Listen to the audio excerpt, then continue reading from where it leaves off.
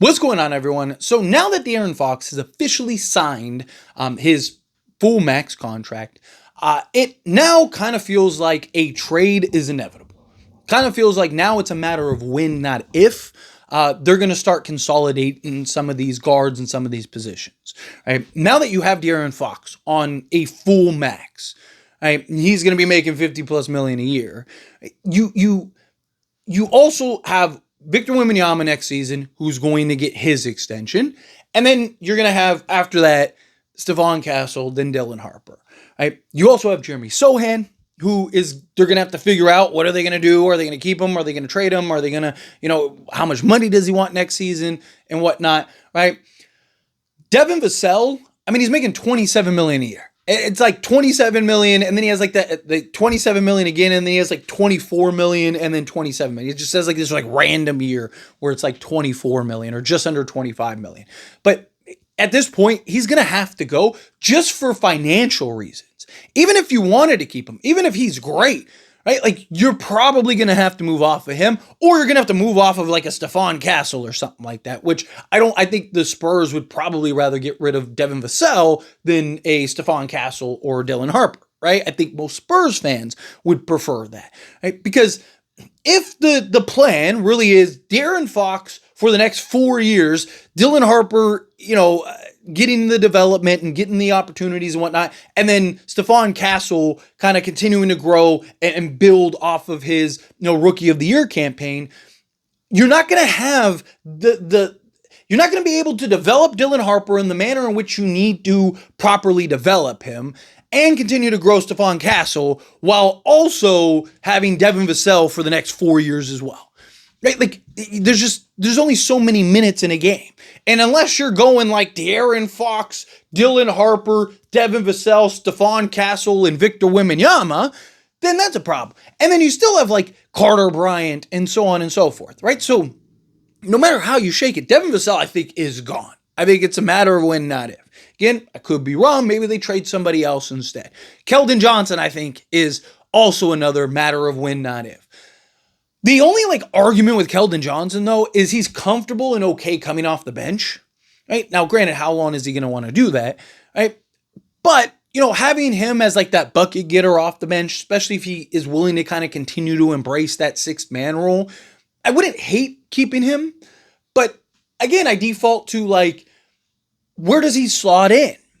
Because even if you get rid of Devin Vassell, right, and you move off of him, again, you still have Dylan Harper, Stephon Castle, Carter Bryant, Harrison Barnes, Julian Champagnie, right? You still have 6, 7 guys that can all play the 2 or the 3 for you, or the 3 or the 4 for you, right? And it's just, again, it's a good problem to have. I'm not saying oh my God, this is no, it's a good problem to have, but it's still a problem, and it's something that they got to address. Now, this doesn't mean that they have to address it necessarily right now or even this season in particular. They could wait till next offseason, kind of let things marinate, kind of see, or maybe at the trade deadline or something. It's not something that you have to by training camp, you got to get off of a sell, you have to get off of whatever, right? I'm fine with the Spurs kind of going into the season and letting things marinate a little bit, kind of evaluating and seeing what if it's Stephon Castle that he's just not fitting, he's just not working. Right, and Devin Vassell's just great, right? And Devin Vassell kind of gets back, and it really was just the injury and everything that happened last season. And you have Devin Vassell kind of slotted in, and he's just bought in defensively, hitting the 3 ball, doing everything that you need, right? Do you then go and look to maybe a Stephon Castle and go, hey, maybe this is the guy we should trade because we might be able to get more value from a team that might look at him as a foundation piece. He's younger and all this stuff, right? Kind of do we all think that they're going to do this and it's really this move over here, right? So, but you wouldn't know that until you got into the actual season and you started to see and watch guys develop. What if Stephon Castle just hits that rookie wall? Hey, look at a guy like a Michael Carter-Williams as an example. Dude averaged nearly a triple-double his rookie season. Rookie of the year. People swore that guy was going to be the next great point guard out of the league before his next contract. Right? You see guys on several occasions. Tyreek Evans, another one, averaged 20 points, 5 rebounds, and 5 assists out of the league. His was more, just personal issues rather than, him just being terrible, right? But again, we've seen guys that people swore and thought like this is the next guy, right? And Dylan Harper throws a wrench into everything. Right? I mean, there was a lot of talks about the De'Aaron Fox, and even still, like, there's the question of like, did the Spurs make a mistake with the new CBA, the player that De'Aaron Fox is, as well as, just now that you have Dylan Harper. But maybe we're looking at this wrong. Maybe it's not, Dylan Harper is supposed to replace De'Aaron Fox. Maybe it's Dylan Harper's going to replace Stephon Castle if Devin Vassell balls out, right? Like, there's a million ways that this could shape up. So I'm fine with them kind of waiting and going into the season and kind of evaluating and seeing. But they're going to, at some point, have to pick a lane.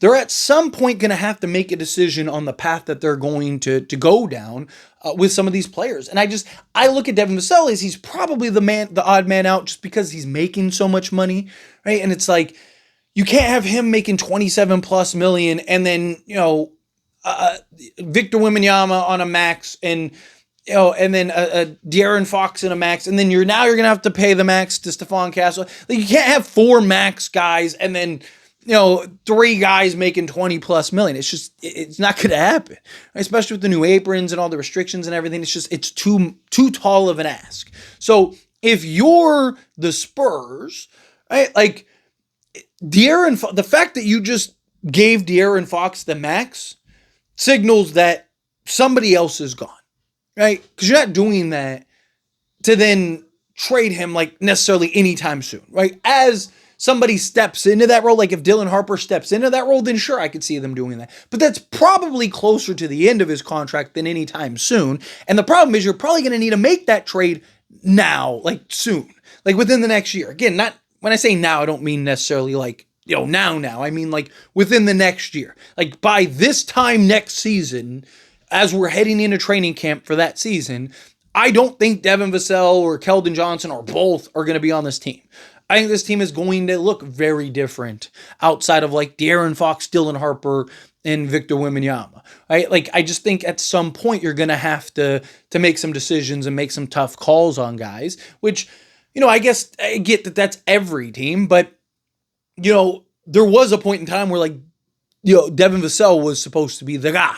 Right. And Keldon Johnson was just, that man, these two are the bucket getters, and now you just need the piece around. Like, and you see how quickly things shift, how quickly things change. But we'll see. Time will tell.